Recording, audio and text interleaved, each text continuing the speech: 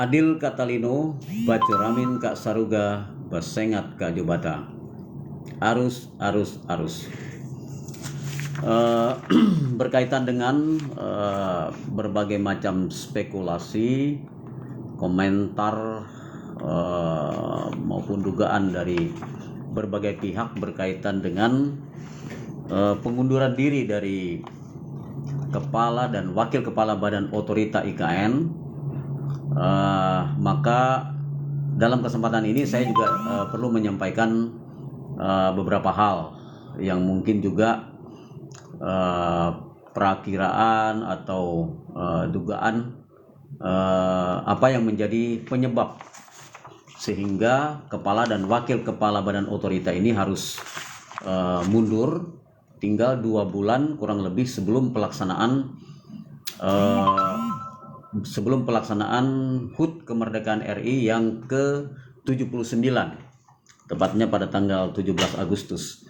Nah, ini tentu cukup mengagetkan berbagai pihak ya, baik para pimpinan atau pejabat di pusat maupun di daerah, dan khususnya juga masyarakat Kalimantan Timur.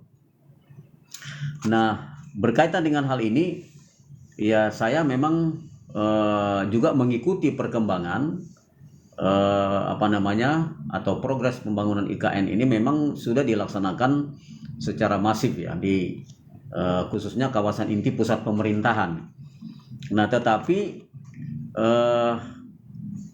seiring dengan progres pembangunan ini tentu banyak juga permasalahan-permasalahan yang sampai hari ini belum tuntas. Ya, terutama untuk permasalahan-permasalahan atau konflik masalah pertanahan, khususnya dengan masyarakat lokal atau masyarakat adat yang ada di seputar wilayah IKN. Walaupun memang di kawasan inti pusat pemerintahan itu memang sebagian kecil saja, tetapi tentunya daerah-daerah sekitar atau istilahnya ring 2, ring 3 di dalam kawasan pembangunan IKN itu tentu banyak masyarakat adat yang tinggal di tempat itu. Nah, ini juga belum tuntas. Kemudian berkaitan dengan kepemilikan masyarakat jalan tol penghubung ya, jalan tol penghubung dari bandara dan itu langsung ke IKN yang sementara dalam pengerjaan sekarang ini. Nah, itu tentu juga menjadi masalah kalau itu belum diselesaikan. Ya, kami sangat mengharapkan bahwa ini bisa selesai sebelum pelaksanaan 17 Agustus ini, terutama untuk permasalahan kepemilikan tanah yang terkena jalur jalan tol itu. Nah, kemudian dengan masyarakat adat juga yang ada di wilayah Kemaluan, ada di wilayah beberapa daerah, di daerah Riko itu juga masih ada persoalan-persoalan pertahanan di sana. Nah, saya mengimbau agar pemerintah tentu dengan arif dan bijaksana harus melaksanakan pola-pola pendekatan yang humanis, yang persuasif. Ya, hindari cara-cara kekerasan. Ya, itu yang kami harapkan. Karena kemarin sempat terjadi gejolak ketika ada ultimatum dari otorita IKN agar kalau tidak salah 3 kali 24 jam masyarakat sudah harus meninggalkan tempat itu. Nah, ini kan menimbulkan polemik. Jadi cara-cara seperti ini menurut saya juga sangat tidak diharapkan ya. Tidak kita inginkan ini terjadi seperti itu. Nah, kemudian berkaitan dengan pengunduran diri dari Kepala dan Wakil Kepala Badan Otorita ini, yaitu memang hak prerogatif Presiden untuk memilih menetapkan.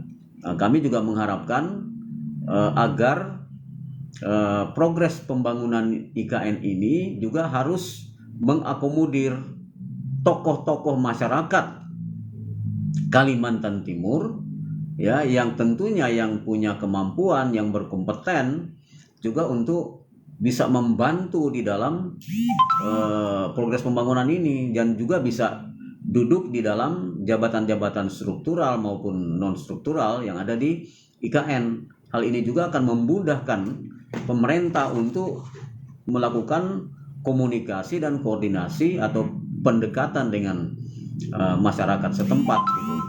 Nah, kami dari sejak awal khususnya masyarakat Dayak sudah menyatakan menyatakan ikrar, komitmen untuk mendukung penuh otorita IKN ini. Bahkan kemarin juga seluruh tokoh-tokoh Dayak yang tergabung dalam Dayak International Organization yang dilaksanakan di kota Kinabalu, Sabah, Malaysia, kami juga sepakat mendukung pembangunan ibu kota Nusantara ini. Oleh karena itu kami juga sangat mengharapkan agar pemerintah juga proaktif ya, untuk melakukan komunikasi dengan tokoh-tokoh masyarakat ya, di khususnya komunitas masyarakat lokal itu kan ada Dayak, ada Pasir, kemudian Kutai, Banjar yang dianggap sebagai masyarakat lokal Kalimantan ya. Nah itu, jadi kami mengharapkan bahwa ini juga harus mendengarkan aspirasi, masukan-masukan. Jadi jangan sampai pemerintah hanya melakukan pendekatan kepada tokoh masyarakat itu ketika ada kepentingan, ya, tetapi hal-hal yang prinsip yang berkaitan dengan IKN ini tidak atau kurang dilibatkan para tokoh-tokoh masyarakat, gitu, supaya dukungan kuat. Nah, kemudian berkaitan dengan pengunduran diri dari kepala dan wakil kepala otorita IKN ini, banyak pihak juga menduga atau bertanya-tanya mungkin apa sebenarnya yang menjadi latar belakang atau menjadi sebab sehingga beliau-beliau ini harus mengundurkan diri tinggal 2 bulan sebelum pelaksanaan HUT kemerdekaan. Nah, kalau saya mengamati dan menilai dari berbagai macam informasi dari sumber-sumber yang sangat bisa dipercaya, terutama dari beberapa tokoh masyarakat, dan kemudian juga kita lihat dari media-media sosial yang ada, ya, baik media mainstream maupun media sosial. Dan secara khusus kemarin kalau kita simak dalam pertemuan Pak Bambang Susantono, Kepala Otorita dengan DPR RI, ya, dalam pertemuan itu kan sudah terbetik secara jelas sebenarnya gambaran salah satu, tentunya ini salah satu menjadi penyebab sehingga beliau-beliau ini mengundurkan diri. Salah satunya kalau menurut saya juga adalah terlambatnya juga pembayaran salary, ya, pembayaran gaji dari para pejabat ini. Dan saya juga mendapatkan masukan dan keluhan-keluhan dari beberapa rekan-rekan yang ada di IKN yang bekerja, baik itu unsur pimpinan maupun yang dianggap sebagai staf dan karyawan yang ada di atau pegawai yang ada di IKN. Mereka juga menyampaikan, waduh, sudah berapa bulan gaji tidak cair-cair gitu. Nah, ini tentu menjadi pertanyaan gitu. Ya, dan ini tentu akan menjadi kendala bagi para pekerja, para pegawai, dan juga para kontraktor atau subkontraktor yang ada di sana juga menyampaikan keluhan yang sama, ya, ya, terlambatnya pencairan invoice, ya, sampai berbulan-bulan. Ada kemarin seorang teman juga menyampaikan sudah 7 bulan, ya, tidak mendapatkan, tidak cair-cair juga. Nah, ini kan menjadi kendala bagi para pengusaha. Karena itu pada tanggal 26 Oktober kemarin, ya, tanggal 26 Oktober saya 26 Oktober tahun 2023 dalam tatap muka Presiden Jokowi dengan kami ada 9 tokoh masyarakat Balikpapan, saya juga menyampaikan secara langsung, ya, pertemuan itu gitu loh, bahwa dalam pertemuan itu saya menyampaikan masukan juga ada titipan dari tokoh-tokoh masyarakat, tokoh adat, dan juga para tokoh pengusaha-pengusaha lokal Kalimantan Timur, ya mengharapkan supaya ada keseimbangan gitu. Jadi jangan ada tuntutan ada target-target yang harus tercapai progres pembangunan IKN ini, sementara hak-hak para kontraktor, subkontraktor maupun para pekerja yang ada di IKN itu terabaikan. Ya, karena ini masalahnya adalah masalah hidup. Jadi itu perlu perhatian serius dari pemerintah. Kemudian berkaitan dengan terlambatnya juga invoice juga saya sampaikan kepada Bapak Presiden pada saat itu. Saya dititipkan oleh teman-teman pengusaha. Kebetulan saya juga di Kadin Provinsi Kalimantan Timur sebagai Wakil Ketua Umum Kadin bidang ketenagakerjaan, dan juga di Asosiasi Pengusaha Indonesia Kalimantan Timur sebagai Wakil Ketua Umum bidang hubungan industrial.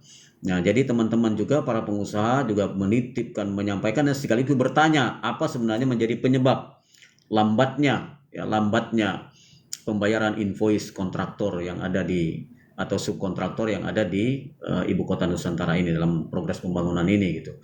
Nah, Presiden pun juga menjawab secara normatif saja kalau menurut saya, karena beliau menyampaikan ya mohon maaf, mohon pengertian dari para pengusaha khususnya Kalimantan Timur bahwa memang di dalam di pemerintahan itu memang kadang-kadang birokrasinya agak sedikit ribet gitu. Nah, sehingga terjadi keterlambatan dan kemudian mungkin ada saja yang tidak terpenuhi dan lain sebagainya, persyaratan-persyaratan. Nah, itu menjadi kendala. Tapi saya pikir itu adalah jawaban yang sangat normatif dari Bapak Presiden, dan tentunya tidak menjawab apa yang menjadi keinginan atau permohonan permintaan daripada pengusaha yang ada di Kalimantan Timur. Nah, kemudian mengenai penyelesaian konflik pertanahan ini, kami mengharapkan betul-betul ini bisa diselesaikan, dituntaskan gitu. Ya, kalau bahasa Pak Cornelis itu memang agak keras. Pak Cornelis juga menyampaikan baik di DPR maupun kemarin juga di Malaysia, ya agak keras juga Pak Cornelis menyampaikan. Jadi agak keras Pak Cornelis juga menyampaikan. Beliau mengatakan jangan musnahkan itu masyarakat Dayak Balik atau suku Pasir Balik, Dayak Pasir Balik yang ada di IKN gitu, ya kan? Nah, dengan diultimatum oleh Kepala Badan Otorita untuk kemudian masyarakat tuh harus dalam waktu 3x24 jam meninggalkan lokasi itu. Nah, itu menurut saya pola pendekatan yang keliru, yang sangat salah ya. Jadi kita sangat mengharapkan pola pendekatan penyelesaian permasalahan pertanahan ini juga harus dilakukan secara arif dan bijaksana gitu. Jadi jangan dengan pola pendekatan kekerasan. Nah, karena kalau pola pendekatan kekerasan itu akan menimbulkan konflik yang bisa jadi lebih besar gitu. Nah, kemudian berikut kami juga mengharapkan tokoh-tokoh masyarakat adat ya di Kalimantan Timur mengharapkan pemerintah juga harus akomodatif, mengakomodir tokoh-tokoh masyarakat yang tentunya berkompeten dan punya kemampuan dalam turut membantu progres pembangunan IKN ini, terutama berkaitan dengan masalah-masalah sosial. Ya, kita harapkan supaya dilibatkan. Jadi jangan hanya dijadikan bumper. Ya, ketika ada persoalan-persoalan, ada konflik yang kemudian mengarah kepada destruktif, baru kemudian aparat keamanan, pemerintah baru melibatkan kita gitu. Sementara dalam progres itu ya kita tidak dilibatkan, apalagi di dalam struktural. Kemarin pun juga di beberapa usulan kami, terutama yang duduk di badan otorita itu juga harus ada perwakilan masyarakat tokoh-tokoh Dayak yang bisa terakomodir, dan itu sangat minim sekali. Apalagi berkaitan dengan sosial, dengan kebudayaan, harusnya itu adalah masyarakat lokal Kalimantan Timur atau tokoh masyarakat lokal Kalimantan Timur yang tahu persis ya persoalan-persoalan di tengah masyarakat dan bagaimana cara penanganan konflik itu gitu loh. Ya, jadi ini perlu saya sampaikan. Karena itu kepada Bapak Presiden pada tanggal 26 Oktober 2003 yang lalu saya sudah menyampaikan dengan jelas, ya sudah menyampaikan langsung kepada beliau ketika pertemuan itu, dan kemudian juga progres pembangunan itu tidak hanya terpusat di kawasan ibu kota Nusantara atau kawasan inti pusat pemerintahan, tetapi juga harus berjalan secara berbarengan dengan pembangunan kota-kota mitra. Kalau sekarang istilahnya mitra IKN, kota mitra IKN. Kalau dulu dikatakan kota penyangga. Nah, khususnya Balikpapan ini adalah kota, kalau dulu saya sering katakan ini kota penyangga utama, kota penyangga utama IKN gitu. Kemudian ada Samarinda, ada Penajam Pasir Utara, ada Kutai Kertanegara, Tenggarong, ya itu sangat berdekatan, dan juga Kutai Barat. Nah, karena sebenarnya dekat Kutai Barat itu, dan dalam kesempatan itu juga saya menyampaikan kepada Bapak Presiden agar infrastruktur terutama jalan penghubung itu juga harus dilaksanakan berbarengan. Ya, apakah itu anggaran dari APBN atau juga APBD yang tentu melibatkan para gubernur, wali kota dan bupati tentunya gitu. Nah, ini yang saya perlu mengharapkan perhatian yang serius dari pemerintah.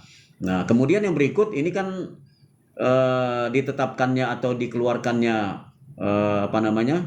keputusan presiden mengangkat pelaksana tugas kepala dan wakil kepala badan otorita ini. Saya pikir formasinya sudah cukup bagus. Kalau Pak Basuki Hadi Mulyono kan beliau memang terkenal adalah seorang yang pekerja keras dan betul-betul bertanggung jawab dengan apa yang dikerjakan. Itu tepat. Dan kemudian Pak Wamen ATR BPN yang sekarang menjadi wakil kepala otorita IKN juga saya pikir orang yang punya kapasitas, yang punya kemampuan untuk melakukan pola-pola pendekatan yang humanis, khususnya penyelesaian berbagai konflik masalah pertanahan berkaitan dengan IKN. Nah, jadi itu yang perlu saya sampaikan. Jadi kalaupun banyak pihak itu berspekulasi penyebab-penyebab, dan saya mengharapkan ini jangan kemudian menjadi sesuatu yang kita arahkan kepada hal yang negatif, ya, tetapi kita tetap harus berpikir positif, dan kami pun sebagai tokoh-tokoh masyarakat juga akan berpikir positif ya dengan adanya pergantian kepemimpinan di dalam struktural otorita IKN ini. Nah, tapi tentu ke depan setelah pelaksana tugas ini kemudian penetapan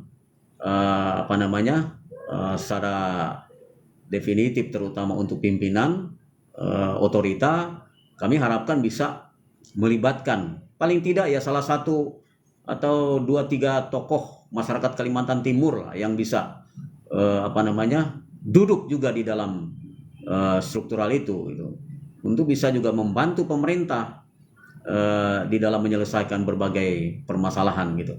Jadi itu yang saya perlu sampaikan kepada kita semua, dan saya berharap IKN ini akan berjalan dengan baik.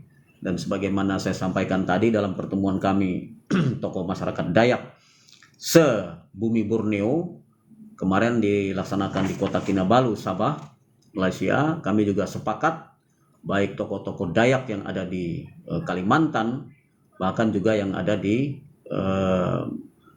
Sabah, Sarawak, dan tentunya juga Brunei, dan ada beberapa perwakilan yang ada di beberapa negara yang juga hadir gitu. Nah, jadi ini perlu saya sampaikan. Nah, kita sama-sama berharap dan kita juga sama-sama berdoa agar progres pembangunan IKN ini nanti akan berdampak, harus lebih banyak yang positifnya, walaupun dalam dalam seminar atau dialog kemarin di Sabah, saya juga menyampaikan kehadiran IKN ini tidak saja sisi positifnya. Kalau sisi positifnya itu udah pasti ada, terutama pergerakan ekonomi di Kalimantan pasti akan tentu makin lebih cepat, makin lebih baik. Walaupun mungkin ibu kota pemerintahannya ada di sini, tetapi secara otomatis ekonomi itu juga akan bergerak di mana ibu kota pemerintahan, ibu kota negara ya. Itu juga pasti akan berdampak terhadap perkembangan ekonomi gitu. Nah, tetapi jangan kita hanya terpaku dengan terpaku dengan dampak positifnya, sementara dampak-dampak negatifnya kita tidak pikirkan, kita tidak upayakan untuk bagaimana mengantisipasi. Paling tidak menurut saya itu meminimalisir dampak-dampak yang negatifnya gitu. Terutama masyarakat adat yang ada di Kabupaten Penajam Pasar Utara itu saya yakin mereka juga semua mendukung. Bahkan kemarin dalam beberapa media ada beberapa tokoh masyarakat yang menyampaikan kami ini siap saja kapan mau pindah, tetapi bagaimana dengan hak kami gitu. Jadi ini perlu perhatian, dan saya berharap sebelum 17 Agustus ini ya, terutama permasalahan tanah yang ada yang sementara berproses terkena jalur jalan tol bandara ke IKN itu mesti bisa diselesaikan dengan baik, dan tentunya dilakukan pembayaran oleh pemerintah ya, walaupun mungkin itu secara bertahap. Jadi saya pikir itu yang bisa saya sampaikan. Semoga ini bisa tetap dan terus berjalan dengan baik. Pada prinsipnya kami akan tetap dan terus mendukung kondusivitas Kalimantan Timur ya, kondusivitasnya proyek pengerjaan ibu kota Nusantara. Jadi saya pikir itu. Sekali lagi kesempatan ini terima kasih. Adil Katalino, Bacuramin Kasaruga, Basengat Kak Jubata. Terima kasih. Harus.